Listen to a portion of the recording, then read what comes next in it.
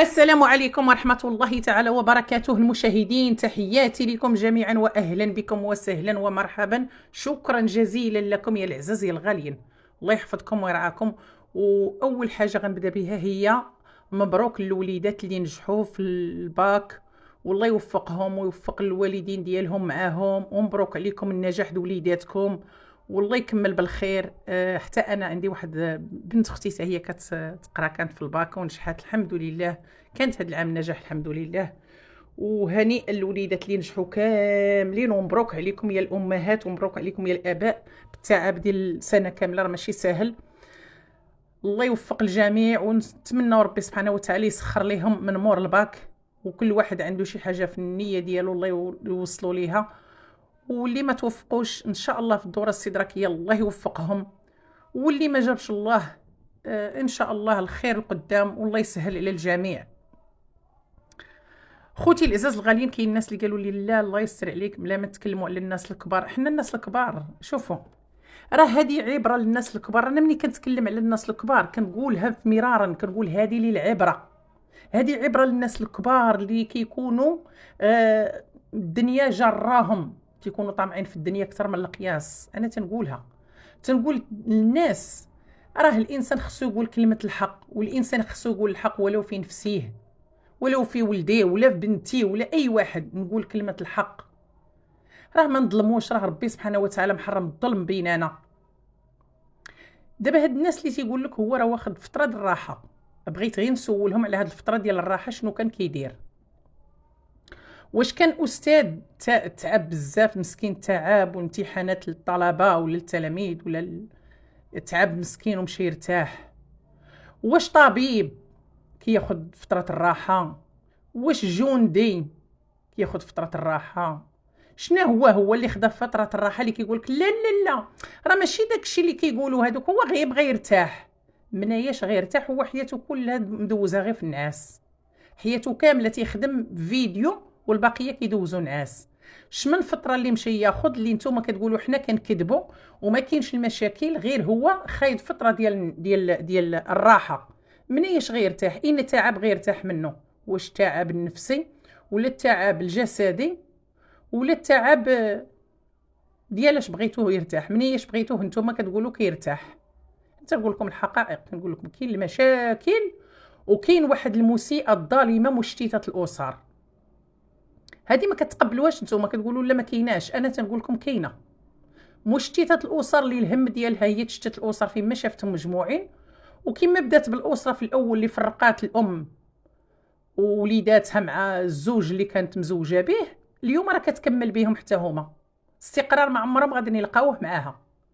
هذا هو اللي هو كيرتاح منه، كيرتاح من المشاكل اللي دار مع والديه، كيرتاح من قله الاداب اللي دايره مراته لوالديه. هذا هو منيش كيرتاح، منيش كيرتاح. الا كان كيرتاح من والديه اللي كانوا كيصوروا معاه الفيديو او دي يقدر يكون. الا كيرتاح من والديه اللي ما كيتكلمش معاهم، اللي ما بقاش حاملهم، يا ودي يقدر يكون. الا كيرتاح من خواتاته وخوته ما يبقاوش يهضروا معاه، يقدر يكون. انما كيرتاح من تعب، ايوا لبسوا بوجعران سلهام ونقولوا راه قايد النمل. هذا هو بوجعران عرضوه قايد النمل. بوجعران لبسوه سلهام ونقولوا له راه قايد النمل. ايوا هادشي اللي كاين. واحد ما عنده والو في حياته ردوه راه كيرتاح، راه كياخذ فتره د الراحه. مناياش من وجه والديه ما يشوفهمش، منايش كياخذ راحه. كنقول لك تعطيه المسيئه وكتسيروا المسيئه وكتعطيه التعليمات ديالها يمشي عليهم خطوه بخطوه، ما يزيد ما ينقص. انا قلتها لكم مرارا كنقولها، المسيئه تسير العائله كامله، المسيئه تتحكم في العائله كامله. قلتها لكم مرارا. اليوم جا الوقت اللي غادي يخلصوا كل ما داروه، كل ما عطاتوا ليهم غادي يخلصوه. عطاتهم الفلوس نبهدلكم في اليوتيوب، عطاتكم الفلوس نشوهكم، عطيتكم فلوس نفرق العائله من بعضياتها، عطيتكم فلوس باش نفرقكم ونشتتكم وما تبقاوش خوت مع بعضياتكم وما تبقاوش الوالدين مع ولدهم. هكا نغلب العروسه كيفاش دير لعجوزتها وكيفاش دير الشيخ تبهدلهم.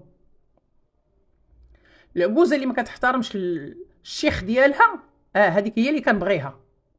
الشيخ العجوزه اللي العروسه اعتذر، العروسه اللي ما كتحترمش عجوزتها هذيك تنبغيها وكنأيدها. ولكن العروسه اللي كتحترم عجوزتها وشيخها لا، هذيك ما عنديش معاها، هذيك خصني نحاربها. هذا هو اللي كدير. عروسه ما كتحترمش شيخها وعجوزتها، وكل شيء كيشوف وكل شيء شاف بالعينين ديالو وسمعنا بودنينا، ما قالنا حتى شي واحد. اللي سبات وقالت له انت منافق عجباتها وعزاتها، اللي عيرتهم وقالت لهم نتوما منافقين عجباتها وعزاتها. ولكن اللي ما كتهضرش بحال البعبوعه ما عندهاش معاها، ما كتحملهاش. الولد اللي مسيطر على والديه وكيشتف عليه فوق ما بغى هذاك هي كتبغيه. الولد قليل الحياء اللي ما كيحترمش في المواقع او في الواقع كتبغيه. ولكن الولد دريويش بحال حميدو ما عندهاش معاه.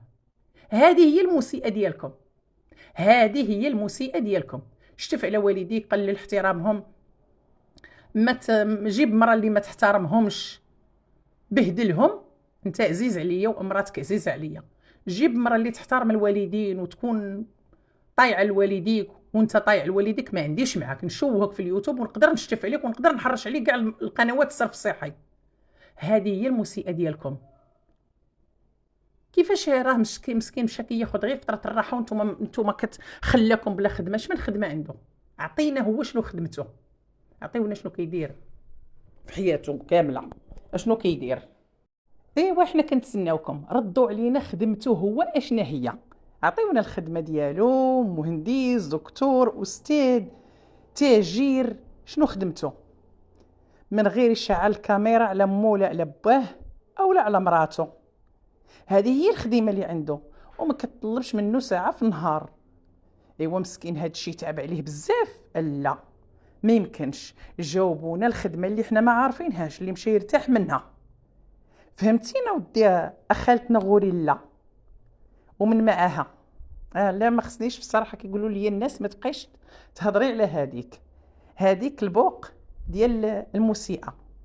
نسولوا المسيئه صاحبه الاجر وصاحبه الخير، شكون في الناس اللي دارت فيهم الخير وما فضحاتهمش في اليوتيوب؟ وانا عمرني ما شفت شي خير كيدار في مالي القنوات. الخير اللي كيدار في الناس محتاجين.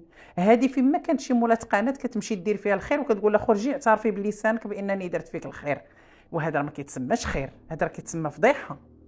هذه كتفضح المغربيات والمغاربه. انا منين نلقى مغربيات كيطالبوا في اللايفات اختي صيفطي لي نجي نخدم عندك، اختي راه ما عنديش، اختي راه انايا محتاجه، اختي توسطي لي عندها باش تصيفط لي نشري دار ولا نشري، ولا امي مريضه ولا با مريض ولا ولادي ولا انا محتاجه ولا انا مطلقه ولا هادشي كنلقاه في تعاليق الناس كتكتبوا. ووحده تلقى اللايف تنقولوا عيب وحشومه. هذه شوهه من وحده ما كنعرفوش اصلها ومفصلها وما كنعرفوش المصدر داك الفلوس ديالها منين هو، منين جايباه، ما كنعرفوهاش بنت من هي. هنا كنطلبوا من السلطات المغربيه باش تتبع هاد الناس وتعرف هاد الفلوس اللي كتدخل للمغرب منين وعلاش، هاد الفلوس اللي كتعطى لمالي القنوات علاش، هاد الفلوس اللي كتعطى لهاد الناس اللي هما ميسورين ولا باس عليهم علاش، هاد السيده اللي كتعطي الفلوس ومن بعد كتشتت الاسره علاش، شنو الهدف ديالها. هاد السيده اللي كتنوض فتنه في وسط الاسر المغربيه شنو الهدف ديالها. مصدر المال اللي كيدخل المغرب خصو يتعرف منين. كنعرفوا الناس الجاليه، هادوك سفراء المغرب اللي كيصيفطوا الاموال تدخل للمغرب، ولكن هادوك ابناء الوطن، هادوك الناس من الجاليه، تحيه لهم. اما هذه شكون هي؟ وبالخصوص كتعطي المال للقنوات وكتخلي الناس تعترف بانك تعطيهم الفلوس. شكون اللي عرفناها شكون هي؟ حيت مخلطا معنا هنايا كنعرفوهم. كاين اعداء الوطن، كاين الناس ديال غسيل الاموال. خص هاد الفلوس تعرف المصدر ديالها منين جايه. وهاد السيده شكون هي؟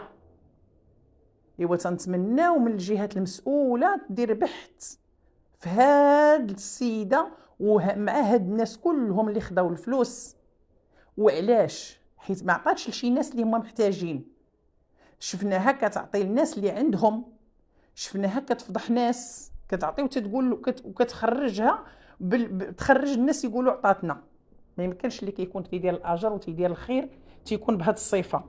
مالي الاجر مالي الخير معروفين، مالي الاجر مالي الخير كنعرفوهم كيف دايرين.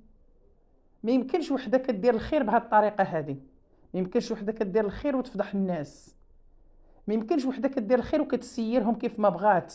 نوضوا جلسوا غبروا من ما تبقاوش نشوفكم، حيدوا من قدامي. ما يمكنش بهذه الصفه هذه تكون هذه السيده هذه.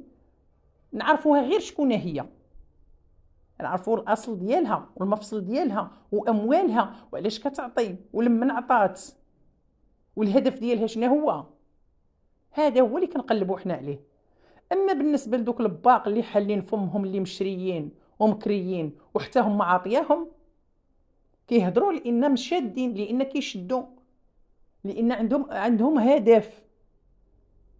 عارفين ولا ما عارفينش شكون اللي يعرفهم، ولكن احنا بغينا نعرفوها هي. هاد الناس اللي كتشردهم وهاد الناس اللي ايوا البدويه تبعتها هي تشردات. البدويه براسها فين وصلتها؟ يلا قولوا لينا. هاد العائله هذه اللي هي معاهم دابا اللي هو عائله المخسور، راه شرداتو في الاول مع ولادو ومراته وعاودت تبعاتو وعاود كتشردو دابا مع والديه وكتساخطو مع والديه. دابا كتساخطو مع مو مع با مع خوتو مع عائلته كامله. هي كتفرق العائله. كلامنا واضح؟ نتمنى نكون كلامي واضح، ونتمنىكم نتمنىكم الحباب ديالي تفهموني غير شنو تنقول. ونتمنى نتمنى نتمنى من الجهات المسؤوله هاد السيده تعرف شكون هي ويكون واحد البحث عليها باش تعرف شكون هي. وغنتكلموا في هذا الباب، ونتمنى من القنوات كلكم طالبوا بهذا الطلب. جزاكم الله بخير وشكرا للجميع ومع السلامه.